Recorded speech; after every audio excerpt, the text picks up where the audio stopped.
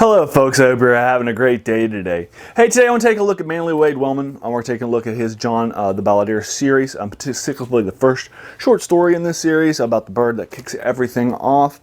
And this collection that I have here is actually a collection of all of the Silver John short stories in one volume. It's about 250 pages all told, and it collects all of them. The first one was published, and that's the one we're going to be taking a look at, which is right in here. And if you take a look at here, it's called Oh Ugly Bird. It's 12 pages in here, finishes up on page 13.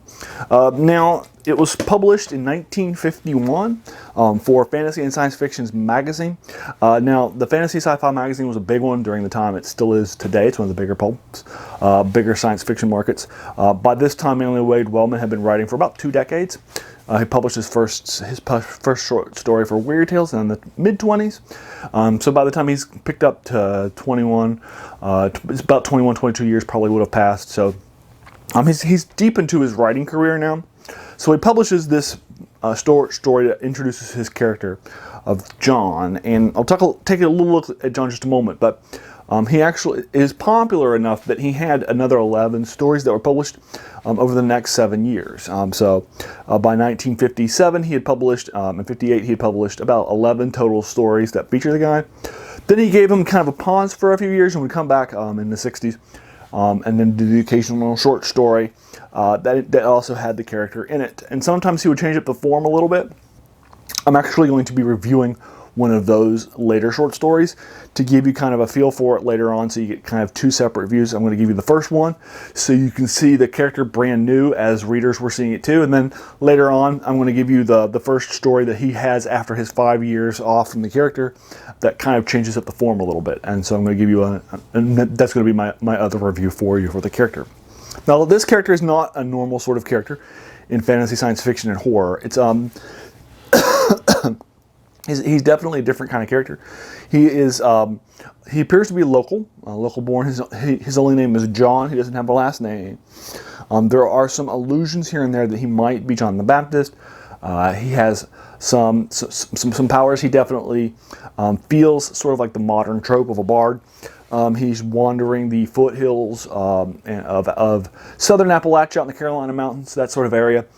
He has a silver string guitar on his back that he'll sing for money for people. Also, he has the ability to do some magic too, in order to help the local folks out and kind of cast out demons, help them against locals, deal with ghosts, tracking down all these sorts of things. And he'll use the power of song and magic to kind of help the local folks out. And to kind of deliver them from the dark things that may be. He has this sort of a normal sort of drawl that you would expect from that area, and he's the first person who's writing it. So assumingly Wade Wellman will write it in the voice of John, so you can kind of get that sort of idea. And again, John the Balladeer feels very much like a proto-bard. Like if you were to take this exact same series and set it in the 80s or even today, I think people would say, well, I feel they would feel like it was heavily influenced by the bard archetype in Dungeons and Dragons, but it came out like 20 years before Dungeons and Dragons was a needle in, David Arneson and Gary Gygax's eye. So I think that's pretty interesting. It feels to me very much like a proto-bard. It has magical abilities. He uses it to sing, and he'll use that song to do things, to inspire people in their battles against evil, to help them out, to cast out stuff, and so with the magical power of his voice, his singing, and the silver strings in the guitar too, which will help him out multiple times because they're silver. Anyway, so you get the idea. That's the character. He's pretty cool. He is this kind of down-spoken, down-to-earth guy from the outdoors, and who wanders from town to town, village to village out there in the Appalachian Mountains, helping the local folk. So there you are. That's Silver John in a nutshell. Now, what we're going to be looking at is the first Silver John story.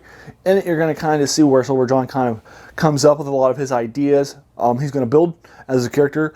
Unlike some of the previous pulp characters, like Conan the Barbarian, for example, by Robert E. Howard. When Robert E. Howard wrote him, he writes a number of different short stories that are set at different points in time in Conan's life.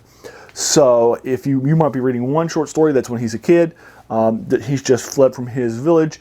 Another one might be when he's old and he's the king of a country, and so forth. So you get a number of different sort of times during his time, whether he's a pirate, or with Belit, or whether he's, with Valeria going into the pyramid, well, more like a ziggurat in Red Nails, or beyond the Black River, where different times in his life he's at different places in his life. And you never know when you're going to pick up the next short story where in Conan's life it is. But in this case, it's different.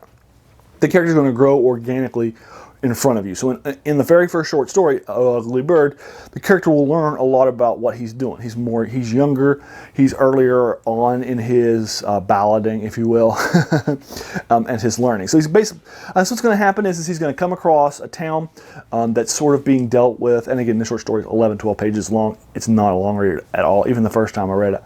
And trying to pick up the character, the way that this person talks was pretty quick for me. We'll talk about that though more in the next story.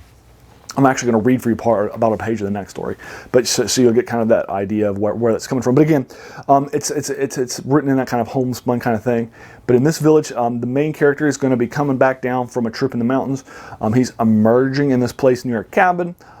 He kind of believes that he's going to be able to get some food from him, because normally mountain folk are quick about sharing things. He talks about how people in the rural areas are much more likely to share, be open with their stuff than people in urban areas, which is definitely true by somebody who grew up in southern West Virginia. But anyway, be that he'd run out of food, he came back. He sees a local person yelling and chiding and deriding this person who owns the cabin, because there's not enough meat, not enough food. And so it seems like this person's maybe the landowner or the boss who's not happy that this person has not provided food. He takes a meal instead from another way. And the man will get the meal ready, and he'll have somebody come and pick it up. And then the person who is the mean one leaves, and our main character, John, will arrive on the scene and enter in afterwards to find out what's happening. He's going to learn more and more about what's happening. Basically, while he's there, this nasty, ugly bird who looks a little bit like the person who threatened him, but not exactly like him, will arrive on the scene, and basically will fly down, grab the food that the man had prepared, and then fly off with the food to another place. In the meantime, John and the person will meet. He'll play some of his music for the man. Anyway, you get the idea.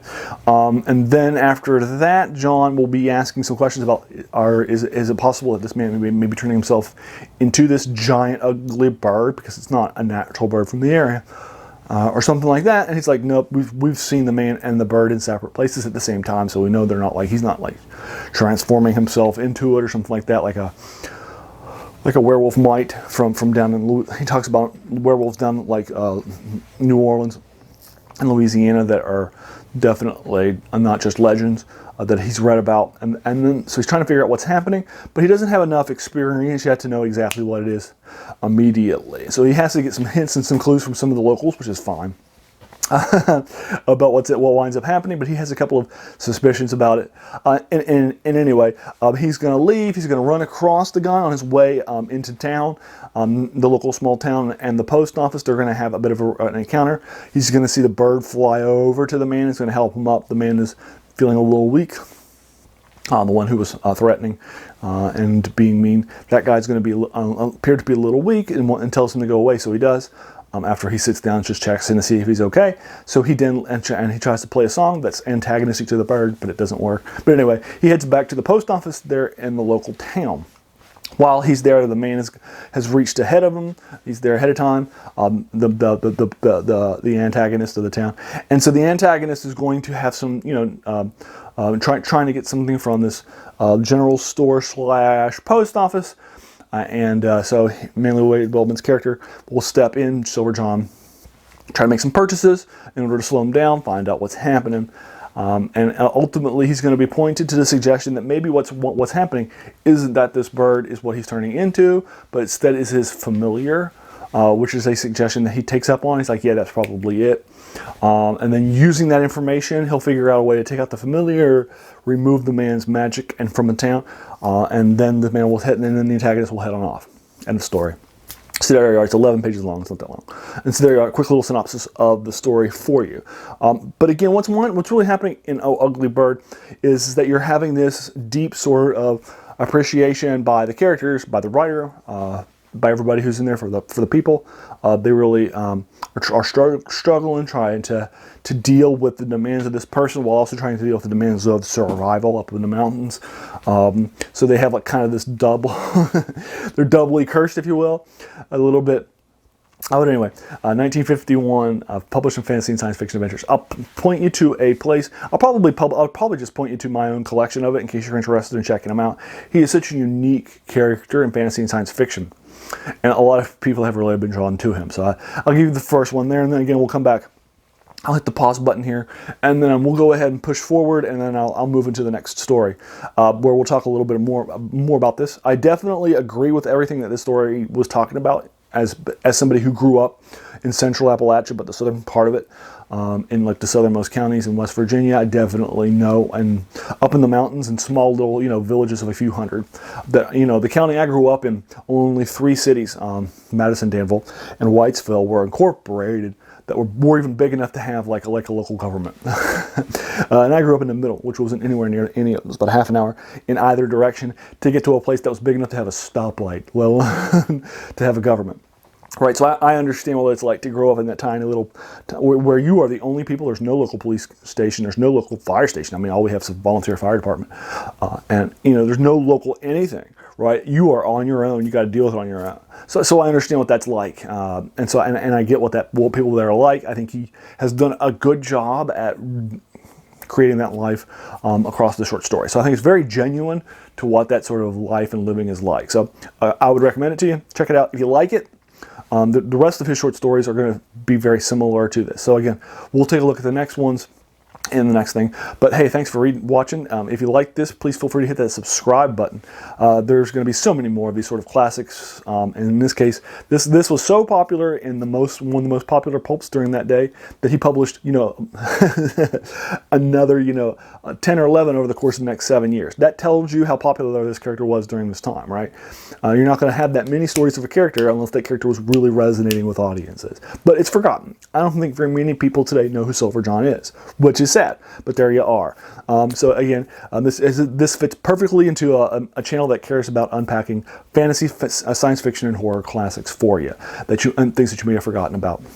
Or things that you may have heard about but then never had a chance to actually read. So that's what this channel does for you. And hey, if you watch this video all the way to the end, I just want to thank you for taking some time out of your day, because we all have such busy days and busy lives. So the fact that you spent this time with me and invested it in me, that's very humbling, and I appreciate that. So thanks again.